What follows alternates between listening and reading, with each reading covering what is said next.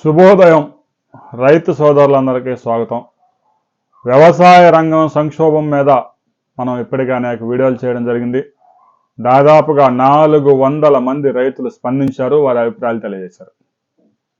ముఖ్యంగా చాలామంది ఉపాధి హామీని వ్యవసాయానికి అనుసంధానం చేయాలి, రైతులకి కూలీల్ని ఉపాధి హామీ ద్వారా సరఫరా చేయాలి అని చెప్పేసి చాలామంది కామెంట్ చేశారు. అది ఇప్పట్లో జరిగే పని కాదు. ఇక మరికొంతమంది రైతులు ఒక ముఖ్యమైన సూచన చేశారు. మార్కెట్లో ఏ పంట అయినా ఒక్క 5% ఎక్కువ కనపడితే ధరల్లో కోత వేస్తూ ఉన్నారు. రైతులు ఎగబడి ఎక్కువ పండించి ఎక్కువ విస్తీర్ణంలో సాగు చేసి పంట దిగుబడులు ఎక్కువ సాధించాలి, అందరికంటే నేనే గొప్ప అనే విధానానికి స్వస్తి పలికి రైతు సోదరులు వారికి కావలసిన ఆహారాన్ని మాత్రమే 1 సంవత్సరం పాటు పండించుకుంటే కేంద్ర రాష్ట్ర ప్రభుత్వాలు దిగి వస్తాయి అని చెప్తున్నారు. అయితే ఇది ఎంతవరకు సాధ్యం? వ్యవసాయం చేస్తున్న వారిలో 82% మంది కౌలు రైతులు ఉన్నారు. మిగిలిన రైతులు 2 ఎకరాలు 3 ఎకరాలు ఉన్న చిన్న సన్నకారు రైతులు మరో 4-5 ఎకరాలు కౌలు తీసుకొని సాగు చేసుకుంటూ ఉన్నారు. గ్రామీణ ప్రాంతాల్లో 20 ఎకరాలు 10 ఎకరాలు 15 ఎకరాలు ఉన్న రైతులంతా వారి బిడ్డలను చదివించుకునో లేదంటే ఆ భూములన్నీ కౌలుకి ఇచ్చి వ్యాపారాలు చేసుకుంటూ ఉన్నారు. ఇలాంటి పరిస్థితుల్లో రైతుకు కావలసిన వరకే పండించుకొని మిగతా భూమి అంతా బీడుగా వదిలేయటం సాధ్యమా అనేది పెద్ద చర్చకు దారితీస్తుంది. సహజంగానే ఏ పంటలో అయితే తీవ్రమైన నష్టాలు వస్తూ ఉంటాయో ఆ పంటను రైతులు వదిలేస్తూ ఉంటారు. ప్రస్తుతానికి పత్తి పంట పరిస్థితి అలాగనే తయారైంది. ఇక కంది కూడా అలాగనే తయారైంది. మినుము కూడా అదే పరిస్థితి. రాబోయే రోజుల్లో మిర్చి పంటకు కూడా ఆ దుర్గతే పట్టనుంది. ఎందుకంటే సాగు ఖర్చులు ఎకరాకు 2 లక్షలు దాటిపోతూ ఉన్నాయి.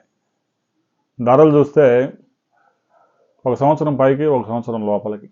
దీంతో రైతులు ఇక గిట్టుబాటు అయ్యే పరిస్థితులు కనిపించడం లేదు, విసిగి వేసారిపోయి ఉన్నారు.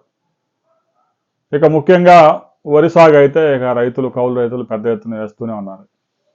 ఏదో ఖరీఫ్లో అయితే ఖర్చులు వస్తాయి, ఇక రబీలో ఏదన్నా మినుము వేసుకుంటే కనీసం ఎకరాకి 5-6 క్వింటాలు అవుతాయని దాన్ని సాగు చేస్తూ ఉన్నారు.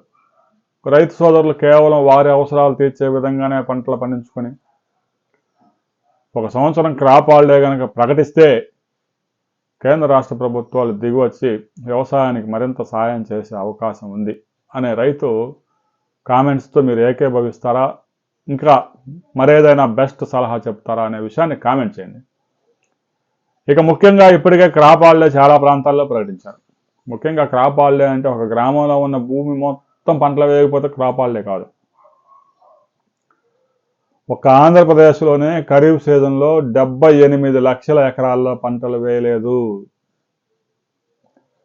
ఖరీఫ్లో 167 లక్షల టన్నుల పంటల దిగుబడి తీసుకురావాలని అధికారులు టార్గెట్గా పెట్టుకున్నా చాలా ప్రాంతాల్లో వ్యవసాయ భూములను రైతులు బీడుగా వదిలేశారు, కానీ పంటలు వేయడానికి ముందుకు రావడం లేదు. ముఖ్యంగా నాగార్జున సాగర్ కుడికాల కింద అయితే 10 లక్షల ఎకరాల్లో ఖరీఫ్ పంటే వేయడం లేదు. ఇక రబీలో ఈ సంవత్సరం నీరు వస్తుంది కాబట్టి మొక్కజొన్న వేసే ప్రయత్నం చేస్తున్నారు. ఎప్పట్లాగానే నాగార్జున సాగర్ కుడికాల కింద మిర్చి సాగు చేశారు, అది కూడా విస్తీర్ణం తగ్గింది. రాబోయే రోజుల్లో వ్యవసాయ రంగాన్ని కేంద్ర రాష్ట్ర ప్రభుత్వాలు ఉదారంగా గనక ఆదుకోకపోతే సాగు కనుమరుగయ్యే అవకాశం ఉంది. గడిచిన 20 సంవత్సరాల్లో సాగు మరింత సంక్షోభంలో కూలిపోయింది. రాబోయే 10 సంవత్సరాల్లో వ్యవసాయ రంగంలో పెను మార్పులు చోటు చేసుకోబోతున్నాయి. 4-5 ఎకరాలు సాగు చేసే వ్యక్తి జీవించడం కన్నా కష్టంగా మారిపోయింది.